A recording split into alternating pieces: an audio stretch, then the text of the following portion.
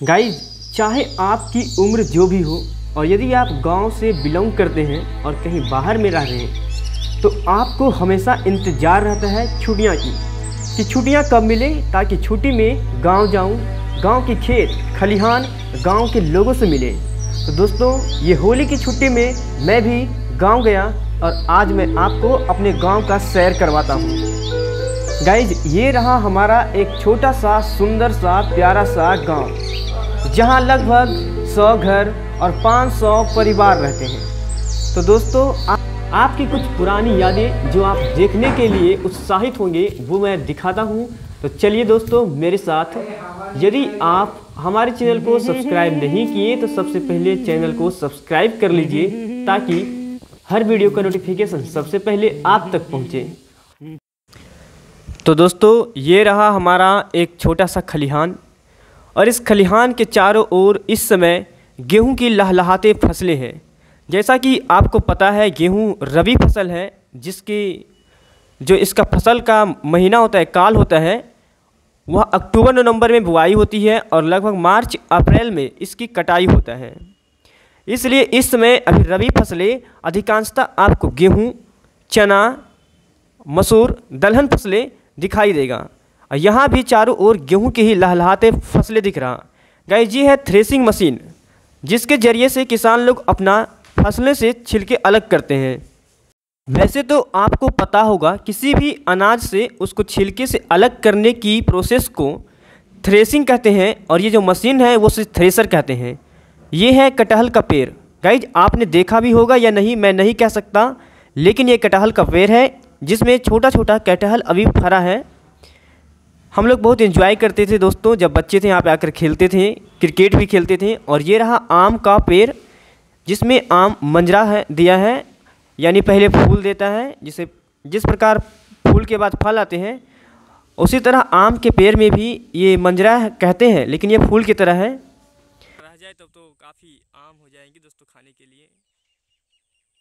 बिल्कुल देख कितना अच्छा लग रहा है देखने में। सनलाइट, सूर्य को फोकस किया हुआ है कैमरा दोस्तों।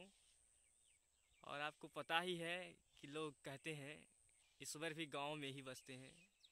रामधारी गाइस, ये जो आपको दिख रहा है ये एक नाद है। गांव में इसको लोग नाद बोलते हैं। काफ़ी दिनों से पानी था इसलिए गंदा हो गया। ये रहा अमरूद का पेड़, जो भी छोटा है बट बड़ा तो होगा ही। और कुछ यहाँ पे थोड़ा बहुत गन्ना का पौधा लगा दिए हैं घर में खाने के लिए लोगों को।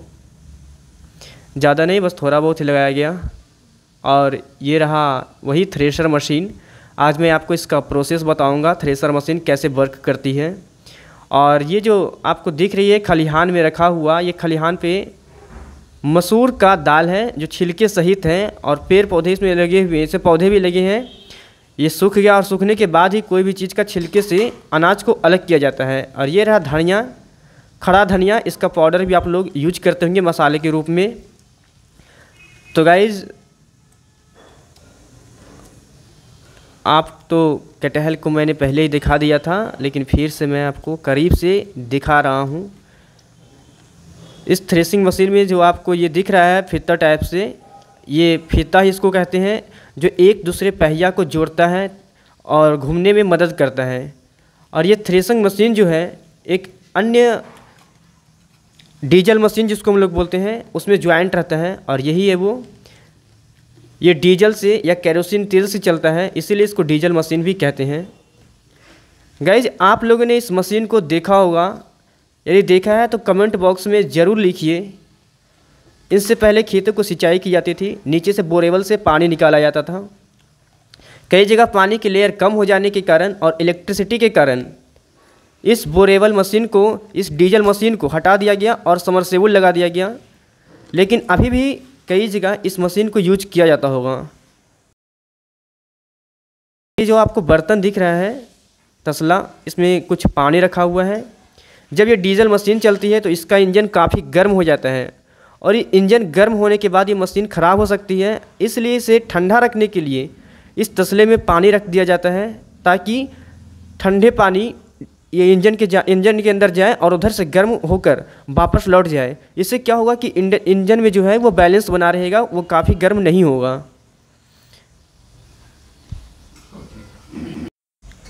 गाइज, क्या आपने कभी डीजल मशीन को अपने हाथ से हैंडल से उसे घुमाया है? यदि चालू किया है तो कमेंट बॉक्स में ज़रूर लिखिएगा कि आपसे चालू हुआ या नहीं, या सिर्फ प्रयास ही किए थे।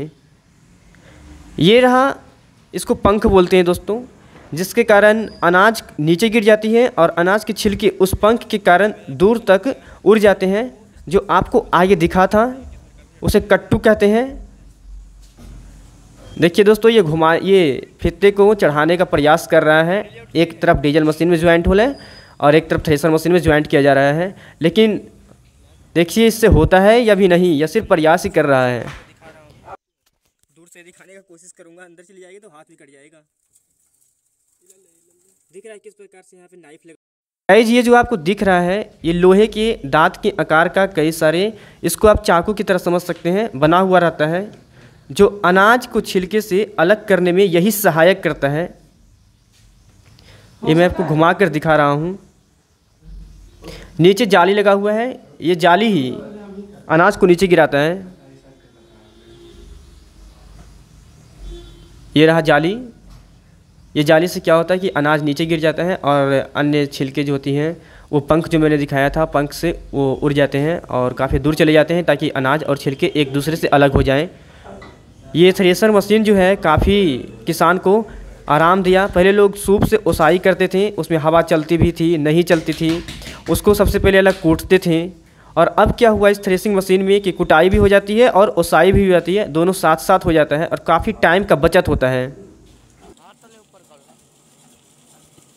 गाइज, आपको मैं थ्रेसर मशीन को अच्छे से परिचय करवा दिया और अब इसे चालू करके आपको इसका प्रोसेस दिखाता हूँ, किस टाइप से वर्क करती है। सभी पहिया एक दूसरे से ज्वाइंट है और ये घूमना शुरू कर दिया। अब इसमें इनपुट के तौर पे छिलके सहित फसल को अंदर डाला जाएगा और ये वही नली से डाला जाएगा जहाँ मैंने बताया था कि दांत लगे हुए हैं। आपको दिखाई दे रहा होगा किस प्रकार से ये डाला जा रहा।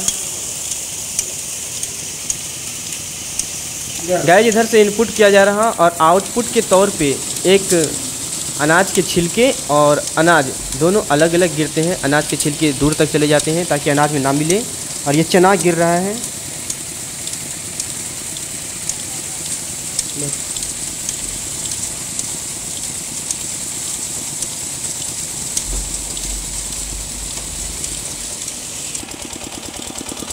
गाइस, जैसा कि मैंने पहले बताया था कि इस बर्तन में गर्म पानी गिरता है, इंजन से जो गर्म होता है वो। ये मैंने हाथ टच करके देखा, ये गर्म हुए, ये सुसुम गर्म होती है, अभी हल्का गुनगुना गर्म है।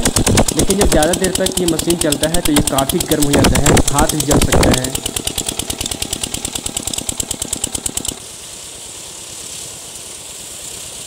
यहाँ पे अनाज के छिलके काफ़ी तेज़ गति से दूर जा रहा है, ये वही पंख का कमाल है। इसे आप कृत्रिम हवा कह सकते हैं। प्राकृतिक हवा जब नहीं चलते हैं, लोग सूप से ओसाई करते हैं तो उसमें उनको रुकना पड़ता है, टाइम देना पड़ता है कि हवा किस दिशा में चल रहा। लेकिन जब इस मशीन में पंख लगी हुई है तो ये एक निश्चित है कि पंख की दिशा में ही, जिस दिशा में घूम रही उधर ही हवा चलेगी, और ये ओसाई में अनाज को छिलके से अलग करने में काफ़ी मददगार साबित होता है।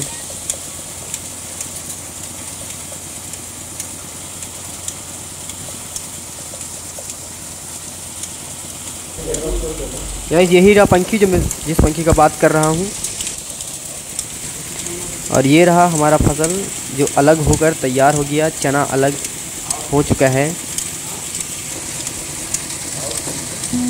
दोस्तों, जैसा कि आपको पता है कि जिस प्रकार से जवान देश की रक्षा करते हैं, उसी प्रकार से किसान भी अन्नदाता अन्न देकर लोगों की रक्षा करते हैं।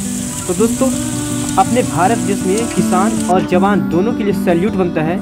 तो आज किसान के लिए तो एक सैल्यूट जरूर बनता है, एक लाइक जरूर बनता है। दिल से लाइक कर दीजिए।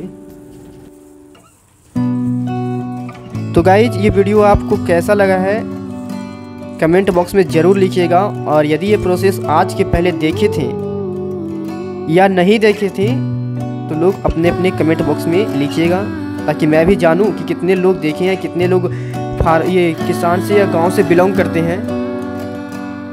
और जाते जाते एक प्यार देते जाइए, और वो प्यार है आपका। बस सपोर्ट कीजिए, शेयर कीजिए और चैनल को सब्सक्राइब कीजिए। थैंक्स दोस्तों, मिलते हैं अगले वीडियो में।